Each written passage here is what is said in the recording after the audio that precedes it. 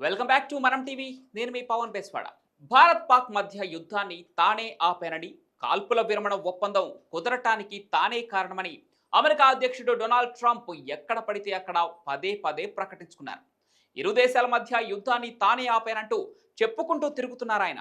మొన్న గల్ఫ్ దేశాల పర్యటనలో దీని గురించే ప్రస్తావించారు. తాను జోక్యం చేసుకోవడంతోనే భారత్ పాకిస్తాన్ మధ్య అణుయుద్ధం ఆగిపోయిందని ఆయన అన్నారు. ఇక తాజాగా దక్షిణాఫ్రికా అధ్యక్షుడు సిరిల్ రామఫోసా వైట్ హౌస్ కు విచ్చేయగా ఆయనతో జరిపిన చర్చల్లోనూ ఇదే విషయం ప్రస్తావించారట. ఈ నేపథ్యంలోనే పాకిస్తాన్ కు ఆయుధాలు ఎగుమతి చేస్తున్న రెండో అతిపెద్ద దేశం నెదర్లాండ్స్ కు చెందిన టీవీ ఇంటర్వ్యూలో భారత విదేశాంగ మంత్రి జయశంకర్ మాట్లాడుతూ కీలక వ్యాఖ్యలు చేశారు. కాల్పుల విరమణపై తమ రెండు దేశాలు నేరుగా చర్చలు జరిపాయని, మూడో దేశం ప్రమేయం ఇందులో లేదని ఆయన స్పష్టం చేశారు.